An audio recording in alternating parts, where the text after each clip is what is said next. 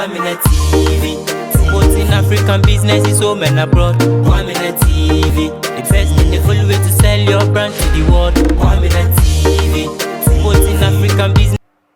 Welcome to Kwaminat TV. I'm here today with, I call her Auntie, but you know, she will introduce herself. We are here today to talk about diasporas. When we say diasporas, it's like it's becoming two different type of groups or two different type of people. Locally, people who were born in Ghana live in Europe, and people who were born in Europe. I will put it in this way. And America. And America. I'm born in the other part of the world, which not including Africa. In the other part of the world, we can have Jamaicans, Caribbeans, South America, North America, you know, with African descendants. Most of us has moved back home, let's say in Ghana, but we are not together. You see, that is the problem that Africans face all over the world. When we go to America, we don't become one. We betray each other. We move down home, it's going to be like similar. And we don't want it to be like this. So what can we do unless we talk about it? And this is the reason why we are here today. We need to start from somewhere. Somewhere at all. We need to start from somewhere. We need to talk about it. We need to educate ourselves. We need to know that we are one. Civilization comes from Egypt, and Egypt is in Africa. A white man is trying to separate Egypt from Africa, which he couldn't. But what are we doing? Where is the first university in the world was? In Mali. Where is Mali? In West Africa. Ghana is the gateway of Africa. Even the Africans want to come to Ghana. So we had an opportunity to be in Ghana. What should we do? We should get together, in my perceptions, in my thinking. We should get together as one, no matter where you come from. In the other part of the world, Black British, Black American, we are all Africans finding ourselves in the other part of the world. Black Indian, Black Lebanese, Black Israeli. We are all Africans, find ourselves in the other side. But when we get back home, we should be one. We should be one, including those locals. If I say locals, I said those, let me say we are in Ghana, so those Ghanaians that are here, we are all Ghanaians, but those people who were born here, we should be one. So Auntie, as I said, I call her Auntie. I know she's Vanderpool, but I call her Auntie. So she will introduce herself again. Keep watching Kwaminat TV. Like, subscribe, and share. It's about educating ourselves and how we get together. I love you all. Auntie, I'm here. Well, it's a pleasure to have met you, and I'm grateful for this opportunity. As soon as I open my mouth here in Ghana, the assumption is that I'm Obroni. And Obroni is basically translates as white man, because as a people, we identify those who speak English and have an accent that sounds like mine as being from abroad. Abroad, yeah. And abroad, anyone from abroad is Ablochi. That's right. Okay, to Ghanaians. Or Obroni rather. Ablochi Obroni, is, Abrochi means the English the whole, speakers. English speakers. And I really have no control over the label that is put on me. Yeah. But I take great delight in educating people about my origins. Yeah. Because the fact of the matter is, I'm also a Ghanaian citizen. I was born here and have continued to maintain my Ghana passport. Whether that alone makes me a citizen, I don't know. But for the first time in my life, I voted in Ghana elections. It was the first time I was in Ghana during elections. So I got to participate as a citizen by voting.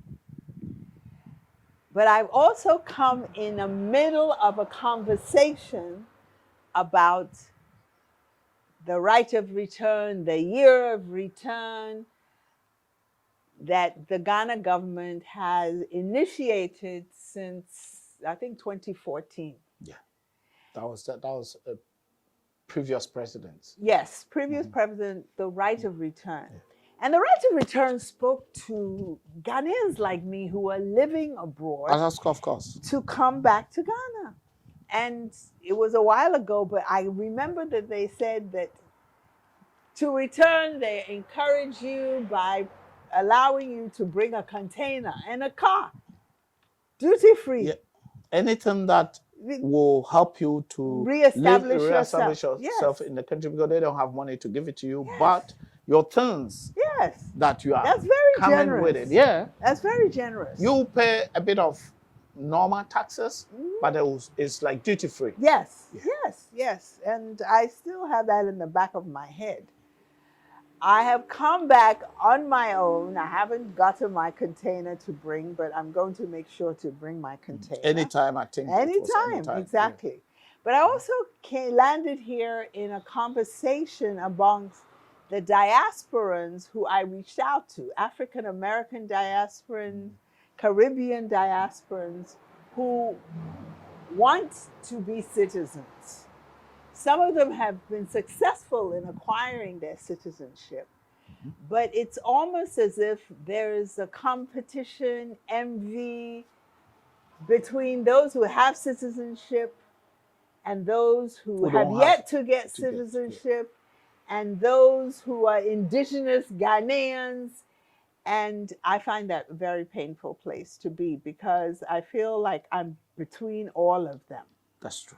I have my foot in all the camps, and it really tears me apart. And my biggest fear is, and I've said it in public, that the interaction starts looking like Animal Farm, George Orwell's Animal Farm, where, you know, the pigs who are able to walk on two legs consider themselves superior to the indigenous pigs who still walked on four legs. 4 legs, yeah. And then try to oppress them. And I say that in the historical context of what happened with the Americo-Liberians who went to Liberia in the 18th century. The Congos, we call them the Congos. They called them the Congos, Tobet and Topman. They became the new colonizers. They became the new colonizers. To colonize the locals. Exactly. Yes. And so to this day, the resources that they acquired during their reign, they continue to pass it from generation to generation. Yeah, that's true. But the indigenous people are suffering the same way as Ghanaian indigenous people, because sadly, our leaders who studied in Ablochi, and I'm just speaking for the current administration, for whatever reason, feel that they don't owe the citizens anything, and that they have the rights to everything. So I come into this conversation where diasporans, particularly African Americans, who say they want their citizenship, and I can't help interjecting myself into the conversation because culturally, I wasn't raised here. Yes, sir. If you can't tell, okay? By my accent. I was raised in New York, Bronx. I've traveled to different African countries, but my home has been in New York. So I reach out to diasporans who sound like me, okay, who are facing similar difficulties of adjusting. But they see me as somebody other than them That's it. because I have my citizenship. What does it mean to have citizenship? The only thing I've done as a citizen is vote. So far, my whole life, I voted once. 20, was it 2019. 2019 in The Ghana. the last election. So Oh, the last election. yeah, the last election. The recent one. Yes. Oh, it's 2020. 2020. Yeah, that's the 2020, first yeah. time. But what I want to introduce to the conversation is, what does it mean to be a citizen? So, as a bad example is what the Americo-Liberians did. And I want to see a different model and a different example, because what I see that people from the diaspora can bring, and to help Ghanaians who I'm afraid, I don't know why we are too timid. We're too timid to the point of apathy. And I don't know who we think are going to rescue us. Okay, Jesus Christ isn't coming again. No. Okay, It's not coming to rescue us. Exactly. So it's for us to rise up and challenge what is oppressing us and take what we are entitled to. You see, what belongs to us. The wealth of our land. These are our resources, not somebody to package and sell it to some multinational. So what does it take for us to reclaim what is ours? And I say it's the diasporans who can teach us that lesson. They're still in their struggle, but they're ahead in their struggle. We're still waiting for someone they had to rescue themselves, and they're not done. So I feel that if there's a way that we can appreciate each other and not get left behind, okay? And we get left behind when we choose not to speak up, if we choose not to organize, if we choose, not to take back our rights.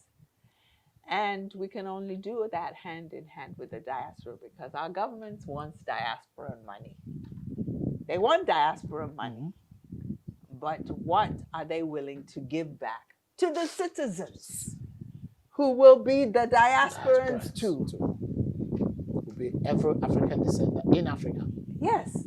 But what my fear is that, diasporans, some diasporans cut themselves out, we'll get what we want for us. And to hell with everybody else. So we can't do that.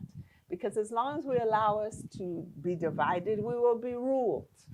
We will be divided in order to be conquered. So what do you think? First, let me ask you this.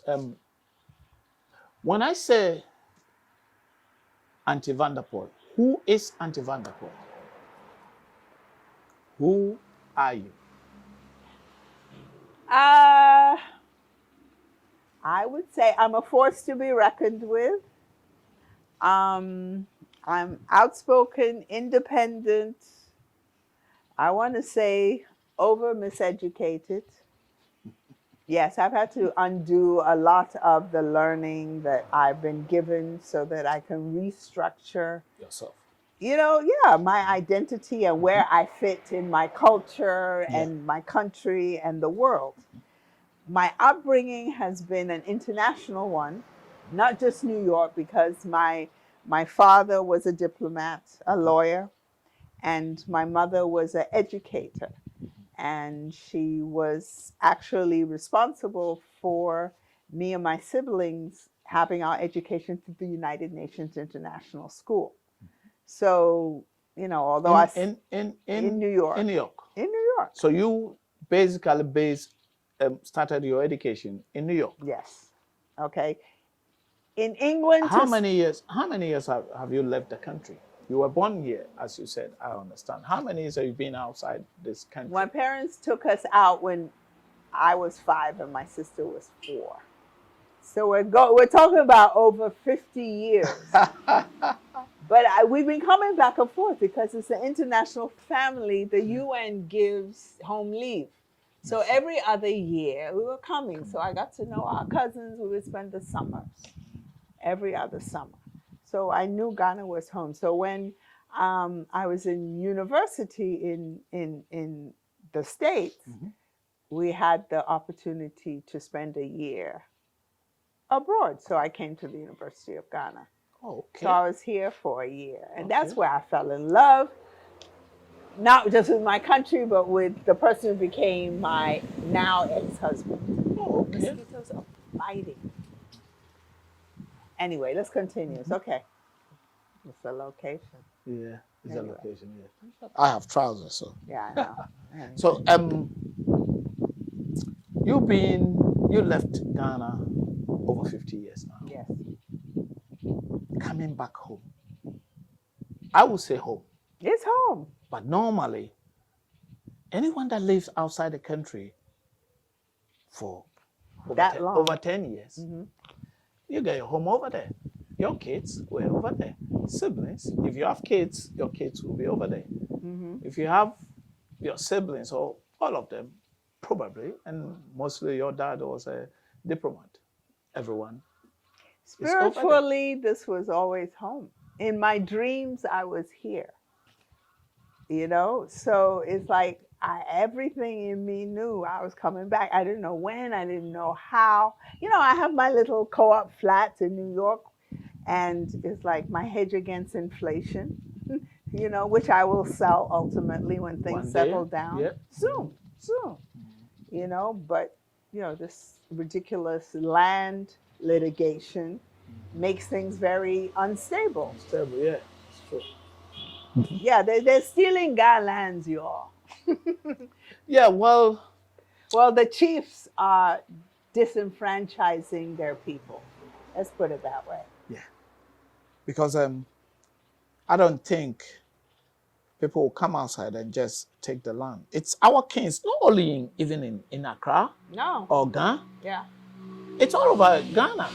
Some villages are selling it to Chinese, and it's outright. And the thing is, it's not for them to sell. They don't understand. No, They don't understand. because great grandchildren are coming. So when That's we why they start have selling the lands 99. here, No, it's still 99-year lease. It's still 99-year lease. But you have 99-year lease, and if they bring guns and God knows what are we going to do about it? They're on the land. They built their building. What are you going to do? they have done one It's too before, late. It's too late. and they did one before. They did. That was where They the took slave over. trade came over. Exactly. So What's stopping? what's the guarantee? And mostly the Chinese. Okay, what can we do as an African descendants move back to Africa? What can we do even to set example for those people who over there to come back to say, okay, even those people who went are one. They are moving together. They can join the Ghanaians together and we're moving together. So we also, still here in diaspora, want to go back. What can we do? That is why one of the reasons that we had this conversation. I said, I don't do interviews. It's a conversation. So that you can say what is in your heart. Right. Because if I'm going to do interview with you, it's just a straight and a certain questions that I want to ask you, then I just leave. You won't be able to tell me exactly how you feel, how you live. Tell us a bit about your New York life. Tell us a bit about New York life, Auntie Vanderpool. Well, before COVID, it was, you know, it's a place to be, okay? I mean, after work, there's always, you know, you get together with friends or you go, you know, to have drinks or you go to the club, you go to the theater. I mean, there's a lot of cultural, there's poetry, you go to the universities, you get to listen to people like a lot of famous African writers, okay? So, you know, you got the culture and it's readily accessible. And there was even an African diaspora community. So we get together for parties. So we would network and a lot of intellectuals. So which part of New York? New York City. And then I got a co-op in the Bronx. So I was living in Washington Heights. Because Washington High is different from Bronx. So yeah, we yeah, don't- yeah. I've been in It's New like York over once, the bridge. but- It's over the okay. bridge. Okay. I've been in New York once. So Washington Heights goes up there. Goes up. Also, what that bridge you're talking about? Yes, and there's a bridge, and then you go on the other side of the bridge. You know, you're in the Bronx. But I was raised in Queens. Parkway Queens, yeah. Village was a little international community in Queens, and you know, yeah. So New York is primarily my base. You know, I lived in Canada for a while, but How primarily long you New live York. in Canada? About 5 years. About 5 years. Yeah, Working or going to school. going to school? Yeah, yeah. I was married at the time, but I was going to school. Okay. And did you move in there with your husband? Where did you find We your met husband?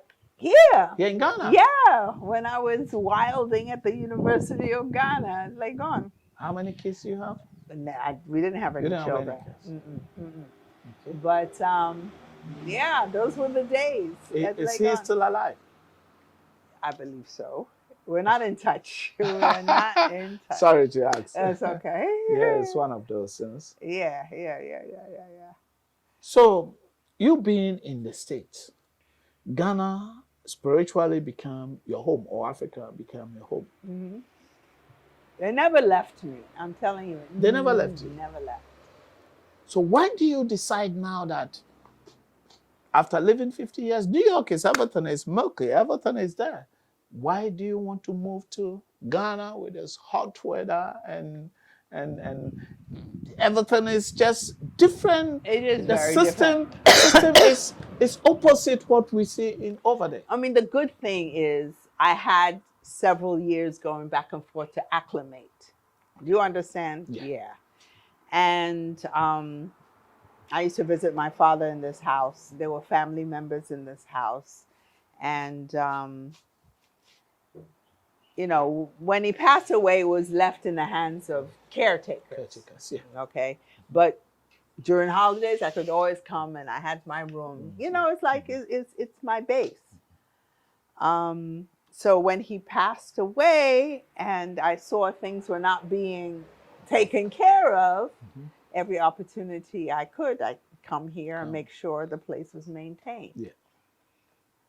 And things got a little strange because people were bringing their baby mamas and their, you know, it's like, it's just, place started being overrun. And so I felt that we needed to renovations. So I felt it was my responsibility. So people that bring in the baby mamas are the people, the caretakers that live in? Yeah, there were 9 people here. Basically They're taking over. 9 people?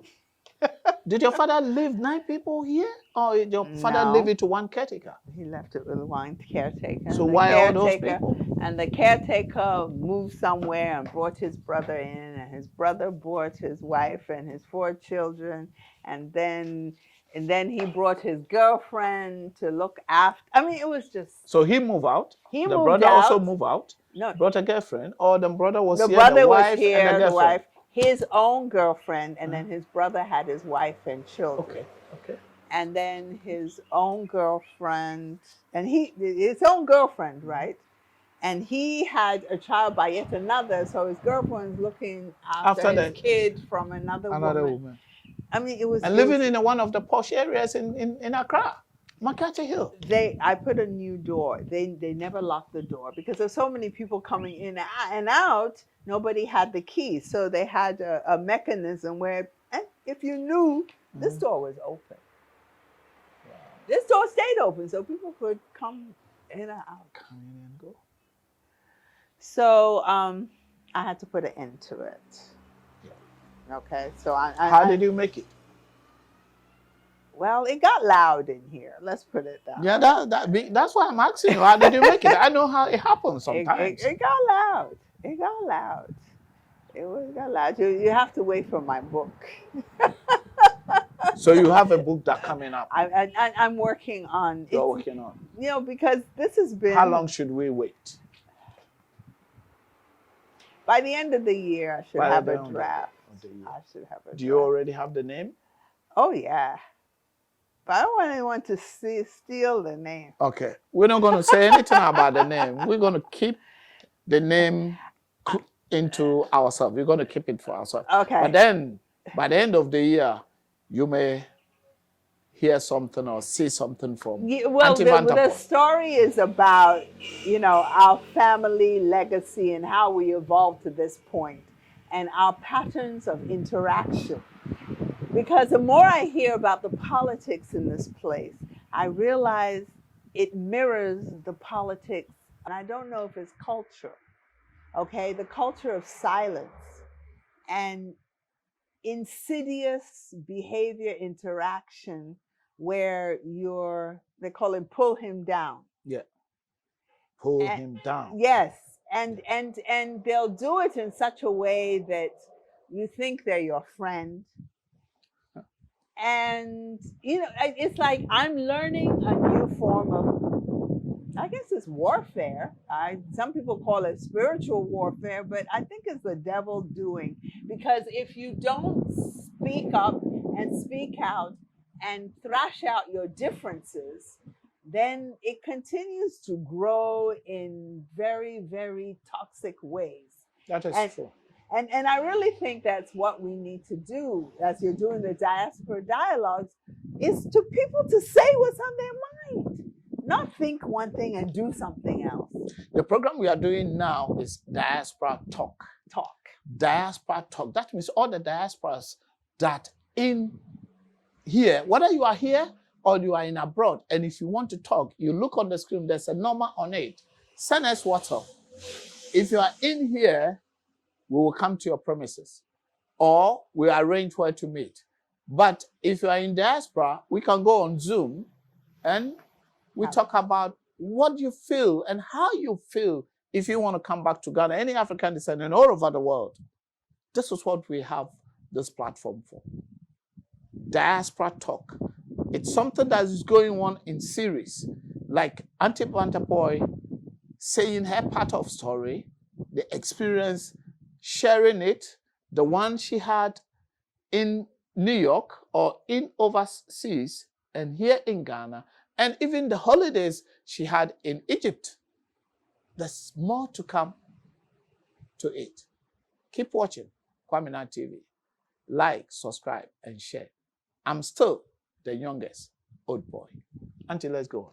We're continuing. I thought you were wrapping up. We are not done yet. Oh, okay. You need to tell us, you went to Egypt. Tell us a bit about it. I have the other one, I will put it in. But tell us a bit about Egypt. 19, and I decided I was going to take my first trip to Egypt. Oh, okay. So I signed up with Dr. Asante of Temple University. And because I was in Ghana, it was much less expensive. Yeah. Right? So I paid the cost of the trip, and then my airfare was separate. But it was a 3-week trip. We went down the Nile and stopped at all of the sites of Impress. Wow. I mean, it was an amazing journey. And then I came back to Ghana. But for me, it kind of sealed my appreciation for our journey as a people. You understand? I mean, this business about Egypt is like, oh yeah, people are trying to create an artificial history. Yeah. It turned my head around completely. Okay. So Egypt can contribute to your coming back home. It's one of it. Well,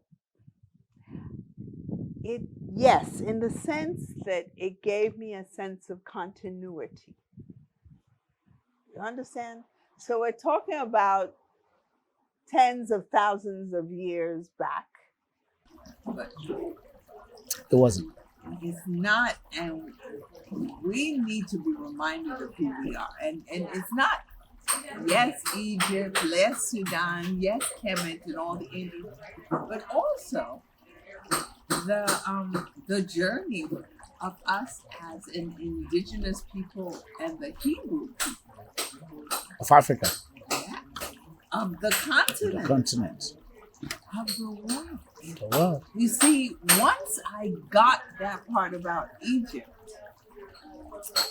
and I was able to make the connection with the Moors and the civilized and the civilization that civilized Europe. It's like everybody wants to make us forget that. And I became acquainted with a book by, I want to say his name is Banchi or somebody. But anyway, he was talking about Africans who wrote the Bible. That's the name of the book. Okay. I can't remember the name of the author, but he was able, using linguistics and historical documents, he was able to, I mean, it was a thesis. But what I remember the most is like they said, these people coming from Egypt, not only were they Black people, not only were they some of them were Ga. So when they talk about the exodus from Egypt, they said they were Hebrews, and how there's a my biblical history is not good, but they talk about when they slaughtered the people who they came to a river, and if they couldn't pronounce a certain word, they were killed. Civilization that civilized Europe were us. I had some video that I think I will share it with you because it was on my desktop. And it's like it's a continuation of the struggle for dominance. Yeah. And we're not about dominance. We're about civilization. But we're in a struggle with those who the aim is for dominance. And they're almost vindictive in their lack of appreciation for what we as a people brought to creating civilization. So it's like, I get it. When I like John Henry Clark talks about how the Andalusians of Spain and the Carthaginians of Carthage, how they hated their Black rulers, and we were not rulers; we were more than rulers. Okay, we brought them education. They learned everything they knew. The Greek learned everything they knew by going to Egypt. For a decade, it's like doctorate level study of African civilization. And then they come back and they land us. I mean, it's like... And... Who killed them? The white man? Okay. The word which they were asked to say was shibole. Shibole. Or shiboleth. But they said, I don't know whether it's the Akan or whatever, do not use sh. You understand? It's not in their language. So, and I don't remember the detail. This happened in Egypt. Yes. In the Exodus, yeah. Right? When they're going through the river Nile. I have to read that book again. Okay. But it's connecting the ancient Hebrew and Kemetic traditions to modern day Hebrew migrations and the Ga. And I just don't take their word for it, right? Even this guy that's his thesis, but I remember there was a Jewish guy who came with my ex-boyfriend. They were doing a big phytorhica pharmaceuticals here. Like all of a sudden, they want to destroy the hand that fed them. And this is what they are doing. No, but it's like it was so deliberate. It's like you changing the record. Yeah. Artificially destroying the monuments. Yes. And when I saw the hacking that had gone on in the temples to destroy the image of Horus and Isis and try to force some other they couldn't do it. So I'm But it's still going on. We're talking about a second destruction of the temple. It's like there's an agenda. It is agenda. There's an agenda, but It is agenda. It's spite and jealousy and envy. I mean, it's like the opposite of who we are. Yeah. We are more hospitalized. When you talk about the Antichrist, Yeah, okay, that's what we're dealing with. The more I think about how these Christian rituals involve murder, okay, the whole ritual of crucifying a black man on the cross, it's a tradition of a bloodthirst people who want to kill the lamb. Yeah. I mean, Yeah. how is that your culture? You want to kill and destroy the lamb and completely obliterate the worship of womanhood, because that's who ISIS was. Yes.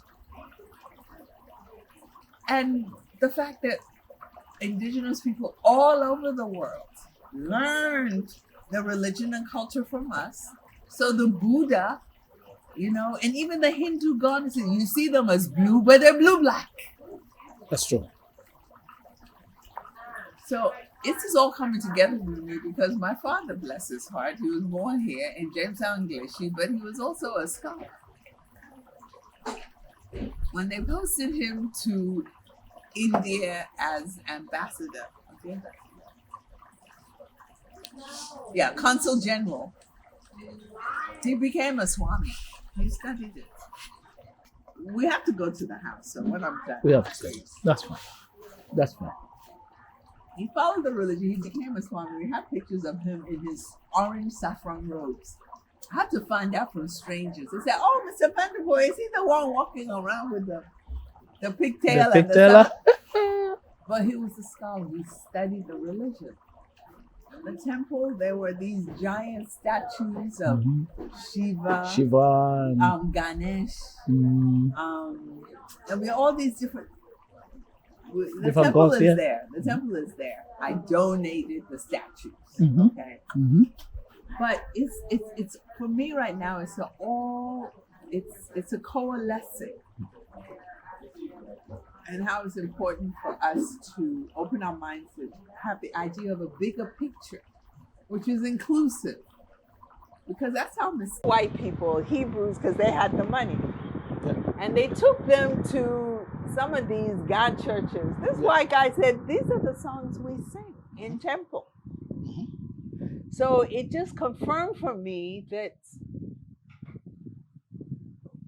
guns are of the Hebrew.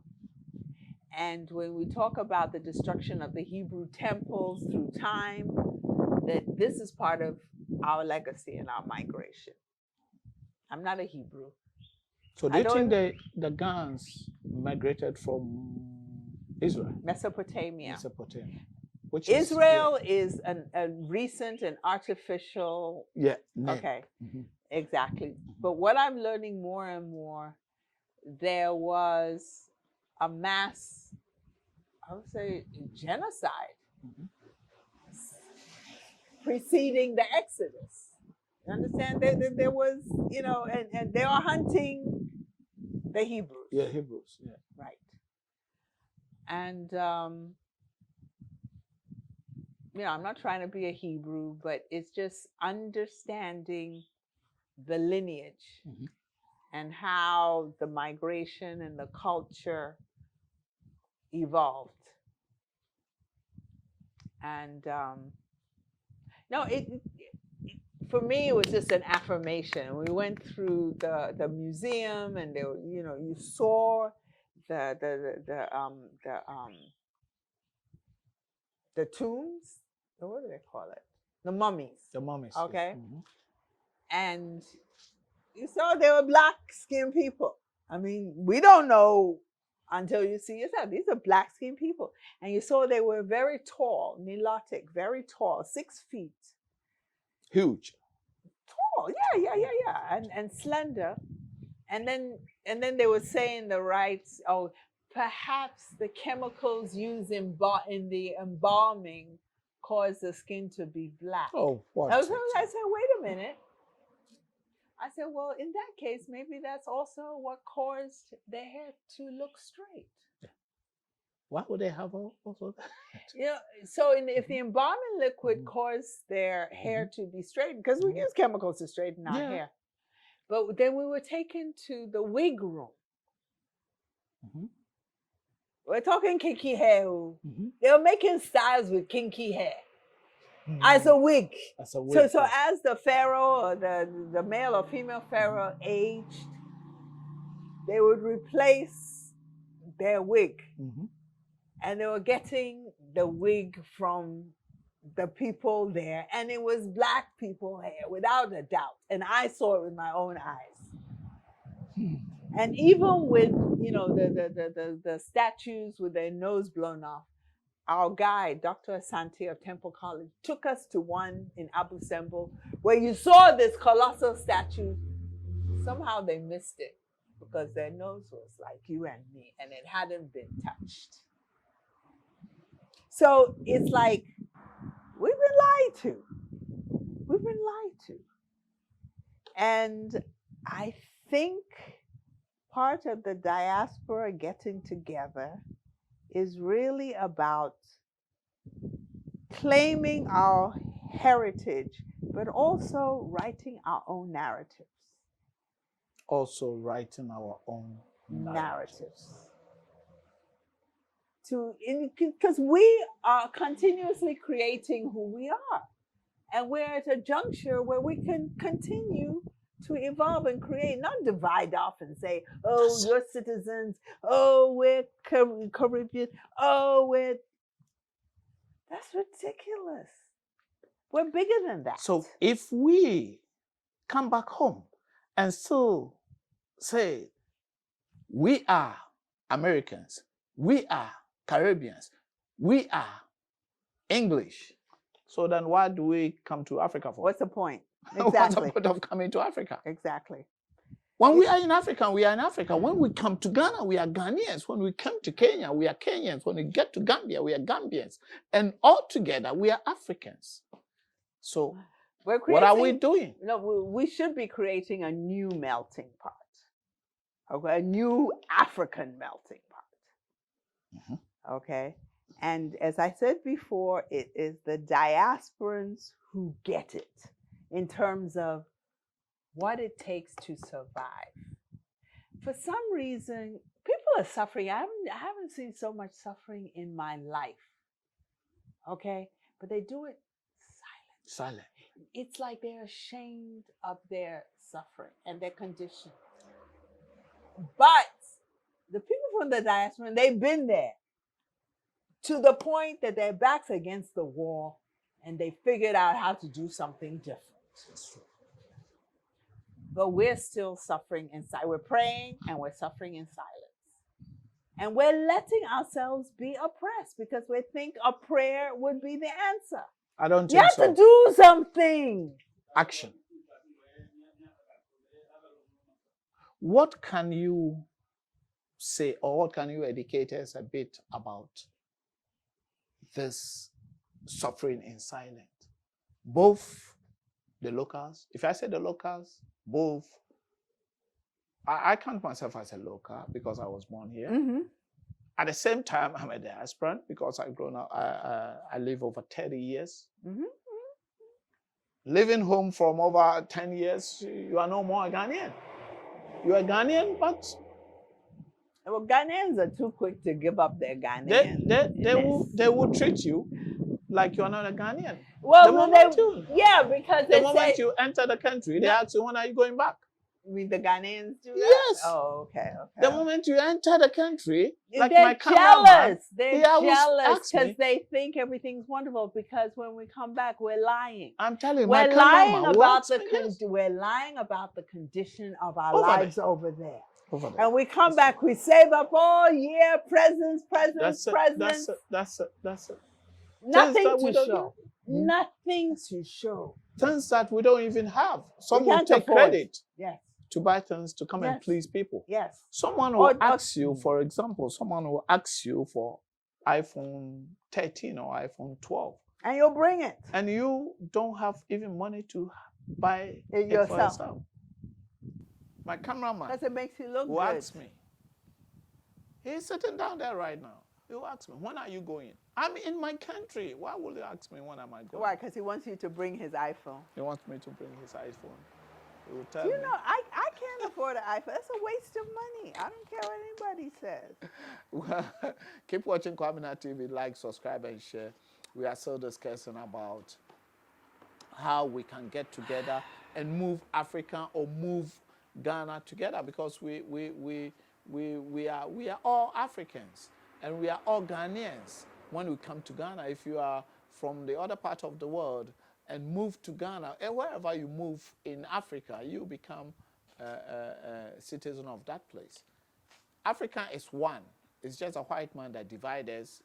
Now we have Kenya, Gambia, and all those things. It used to be one Africa, like the way Americans say they are Americans. We are Africans which have found ourselves in America, in Caribbean, and all those things. We are not For African economic American. reasons. For economic reason, and some are for by force taking. Over 400 and something years ago. That's the diaspora, right? Oh. In the late, I'm saying in the 50s, some went there for schools, which Kwame Nkrumah. Yeah, they got received scholarships. Yeah, which still people go there for schools.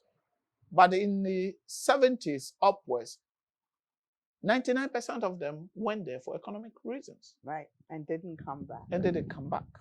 I'm one of them. I don't take myself out. I'm one of them. But we are coming back home. Are we going to divide ourselves like the same thing we do over there? Or we want to be together? Or we just want to think about, I want to have a citizenship. You don't have citizenship. We're going to be the same jealous and the same problems that we have in Europe and America and Caribbean and all those things. I think when we get down to Ghana or when we get down to Africa, we are all one. Because when you wake up in the morning, the good and the beautiful thing is when you wake up in the morning, you look on your right, you see the same person like you. You look on your left, you see the same person like you. What do you want? Again, we should get together to be one. Auntie, your last words. Well, I think this conversation about citizenship and citizenship rights should be broader. And I know, local indigenous Ghanaians, they don't think politically. I'm sorry. Yeah. Okay, because it's survival. It's about hand-to-mouth existence. And I think we need to look at the bigger picture. And what keeps coming to mind, if the diasporan is serious about improving the conditions of Ghanaians, which they wish to join as citizens, right? They need to help create awareness and consciousness about what our rights are as people, as citizens in this country. And the first thing I would recommend is that they double the minimum wage. Do you know what the minimum wage right now in Ghana is? I have no idea. 11 cedis a day. And that's an increase. 11 cedis a day. A day. Not per hour. A day. So, what are we doing about it? Because there's a lot of, I had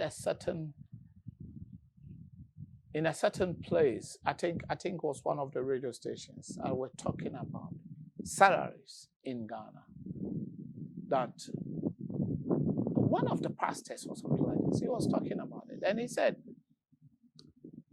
some people will work, they will have workers, and they'll give them 300 cedis, That's 250 pounds, That's 250 cedis a month. He can't even use it for transportation. Well, But they are accumulating millions of cedis into their pocket. You will earn 50,000, 20,000 a day having 2 workers, and you can't pay them 500 cedis a month. In Accra Full here. time, 12 hours a day. Why? But that's one thing, though. I mean, can't say it's a case across the board, but I've encountered female diasporas, okay, who will consciously, they say by Ghanaian standards, you're overpaying them, but you're not overpaying them if you pay them a living wage. You understand? Now, if somebody's working full time, I can understand. But if you're only hiring somebody, cut my weeds, why would I pay him 10 CDs to work all day? No, it's not so. If he's your employee and you're paying him for 30 days a month, that's another thing. Yeah. But I think for occasional workers, it should be. Should I tell you what I pay occasional workers? If somebody coming here, no more than 4 hours, because I don't want to be watching people all day, as they're doing their work. 4 hours, 25 CDs an hour. So 100 cedis. Yes. And I'll see you once a month. You're doing other things. I'm not trying to get staff, but if you have occasional, the diasporans will do that. And mostly females. So if we can think, bigger as part of the diasporan community, that when we hire people, yes, we agree amongst ourselves to be humane and allow a living wage. And that can be actually a campaign issue, a campaign promise. You understand? Yeah, that's right. To the next step. Yes. So start having those conversations. But you know who will fight it? It's the middle class, well-to-do person who has the house and the car and doesn't want to pay their workers. Greedy, selfish, but I could be talking about some very powerful people. Of course. It's always like that. The richer want to get rich and the poorer get poor. And we'll be seeing that in the other side. Why are we doing it to our own people? Taking advantage of people. Crabs in the barrel. Auntie. Yes. There's something anytime I go somewhere, I ask. Uh-oh. For example, look at what's happening in Kuwait, Ukraine now. I heard that the Ghana government is preparing to spend over 200,000 to go and bring the rest of the people over there. Do they even want to come? That's another question. They don't. 2020, 2019, 2020, there was issues in Middle East. Mm-hmm. I think Canada, Japan even volunteered in a certain amount to bring some of the people. Government did also the same thing. Still, people are going through the back door. Some are going through the Mediterranean Sea, the River Nile, through the Sahara. No, traveling. They said over to the other part of the world. Over 30,000 people have drowned. Auntie, what do you have? What advice will you give it to the African youth? I don't say Ghanaians alone, because it's all over. Kenyans. I have people in Kenya. I have people in West Africa. It's our governments. What do you want the youth to do? What advice? It's the government. Or what advice do you have for the government or the youth? Mm-hmm. Is it worth it for them to go through behind doors? As you were telling your story, was it worth it to you? And that is the chance they want to take, because to stay here is to starve. I have some young guys who I hired to read for me while they were in SHS break. They're now finished. Smart, handsome, charming young men. to eat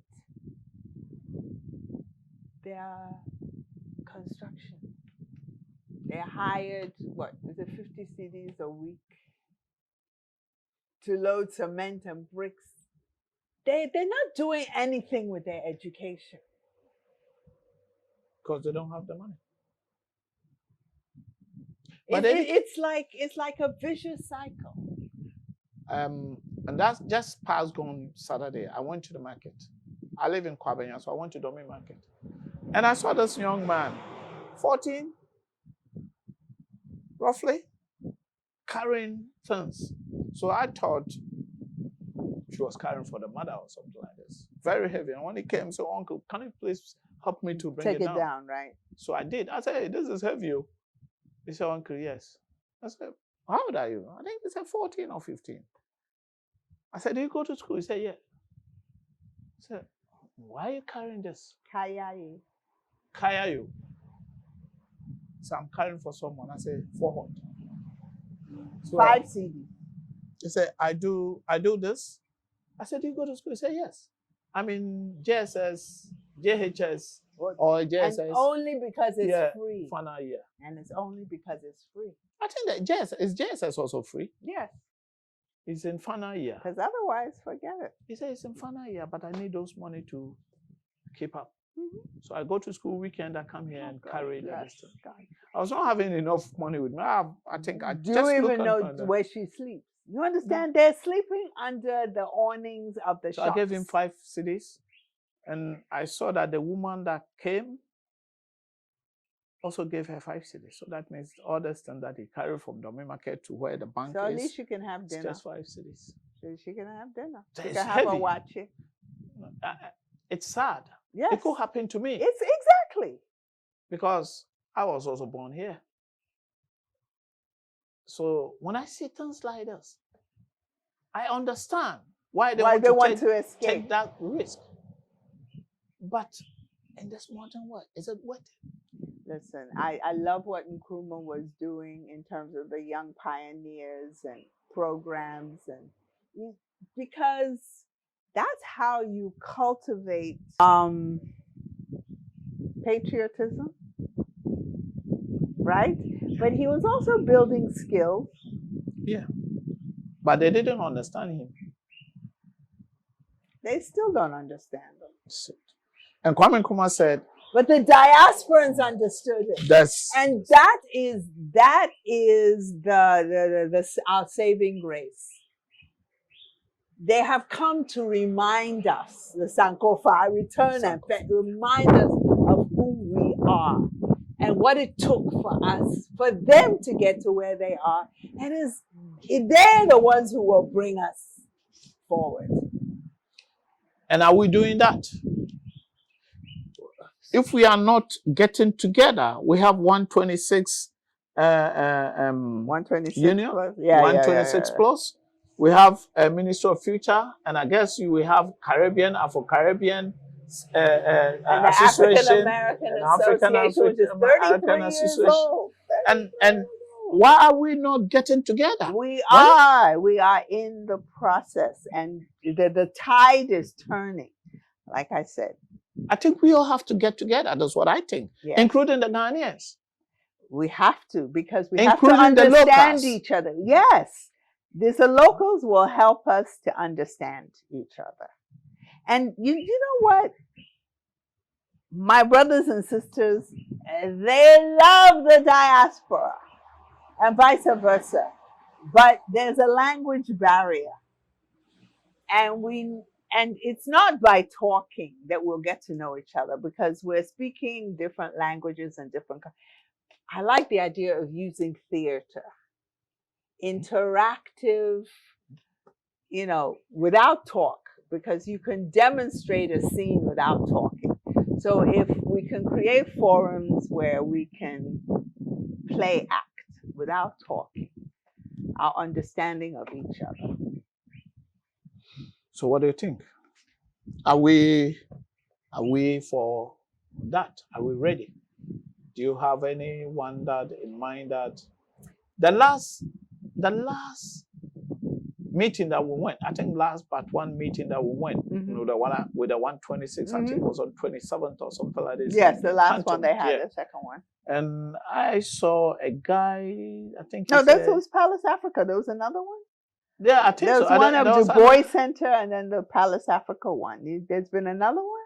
There was one just on February in somewhere in I've missed Aburi or it. something like that.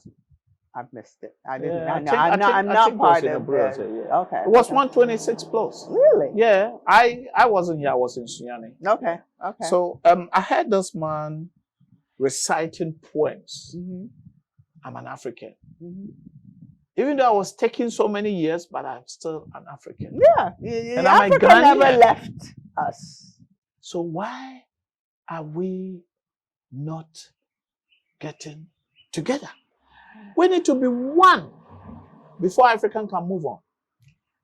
Because Western Christianity, consumerism culture thrives on us thinking we are separate. Everybody has to have their own iPhone. Everybody has to have their own, Nike sneaker. Everyone has to have their own. We're not about sharing and lifting each other up.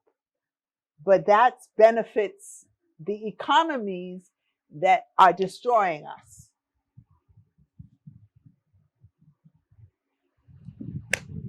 Because of our time, we run up.